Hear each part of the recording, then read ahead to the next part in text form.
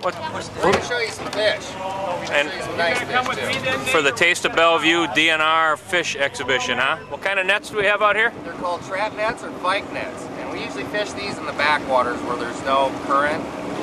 And you'll be able to see how they work. There's a lead that gets put to the shore and we pull it out backwards. And the fish hit these leads and then they swim in and then they just can't figure out how to get out. The other type of nets we have down here, and these go in the main channel mostly, are hoop nets. These are what the commercial fishermen use a lot. They're really good for catching catfish and flathead catfish and buffalo species. So.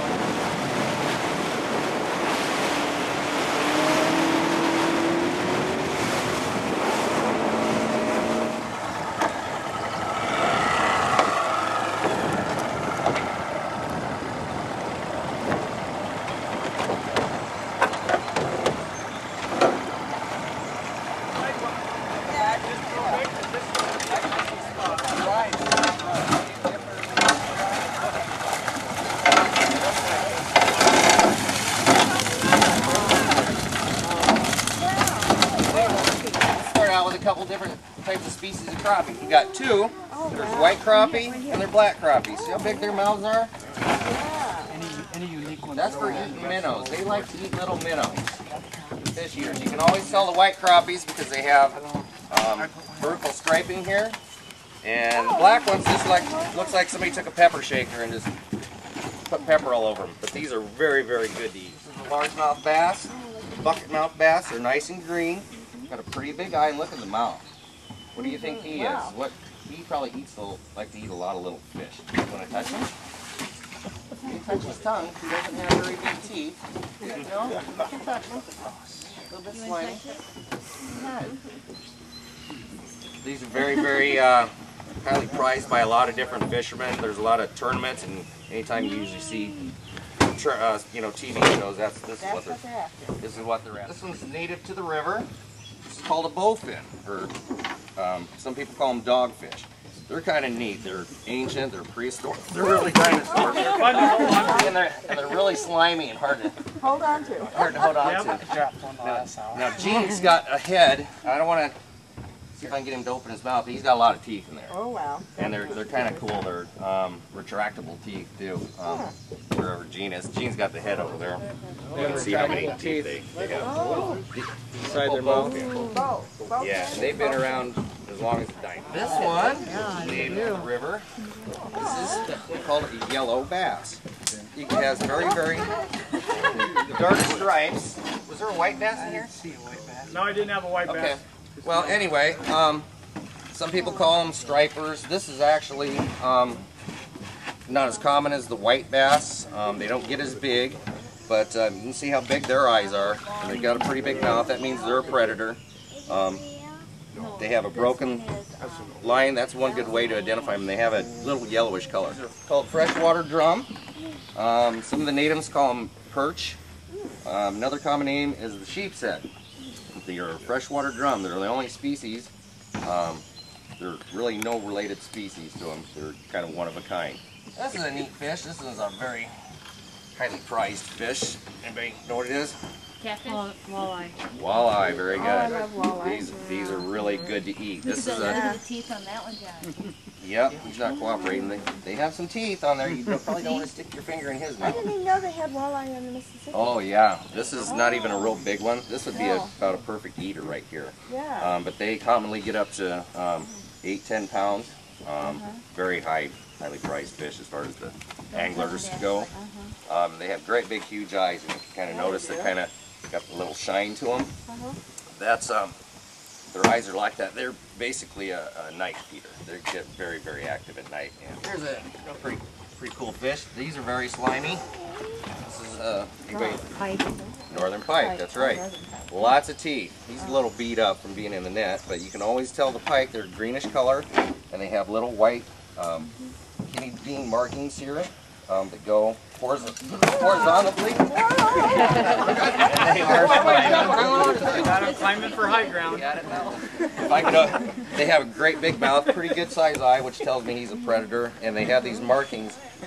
What it does, they kind of lay and ambush little fish as they go by, so they kind of sit and wait. And that's how he's camouflaged like that.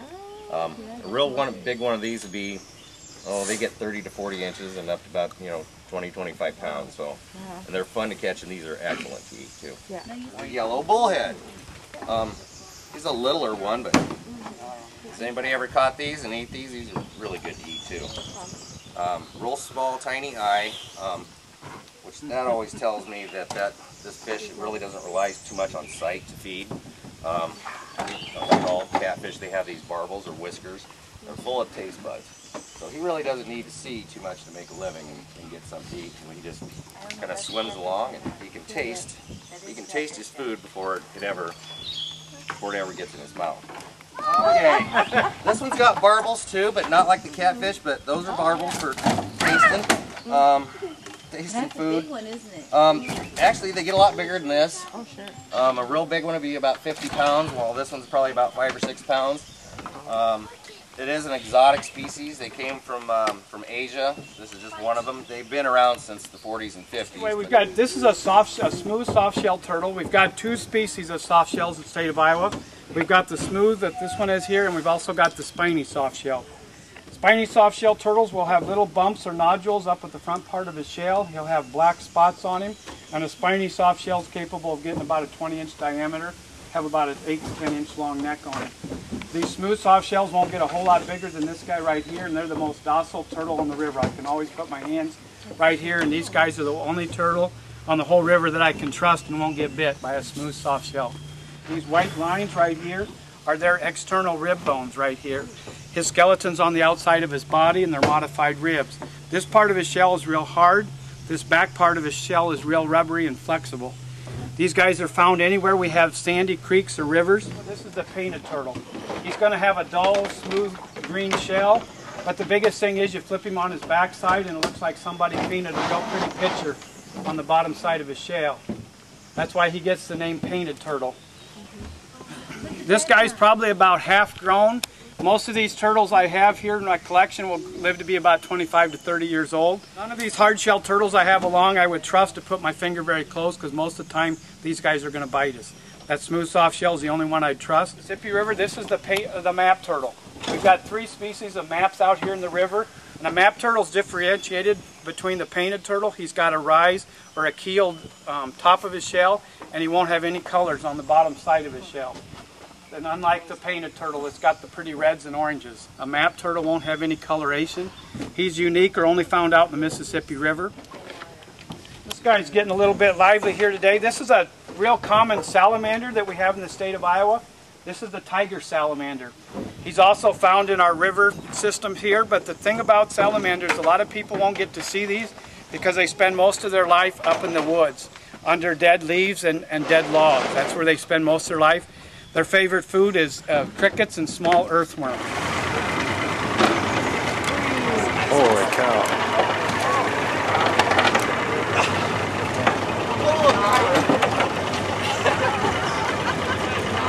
This is what a lot of commercial fishermen, how they're going to fish for fish this time of year. We set this hoop, that's a 4-foot hoop net. We set this out a couple days ago. I shocked a couple of flatheads and put in here for bait. This time of year, these flatheads are spawning, and they excrete or have a pheromone or a scent that comes off them right now when they're in the spawning mode. That's going to attract other fish to come into this net. So fishermen, commercial guys right now are going to put 2, 3, 4 flatheads in a net, set it out, let it set a couple days, and now we've got 8 of our flatheads that came in there. These flatheads can get really big. I know last year I caught one that was a little over 50 pounds on my trout line.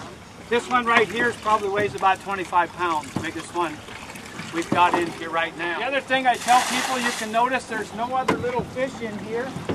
There's a few ones that have been white, like this right here. That flathead's had it in his mouth and started digesting it and spit it back out.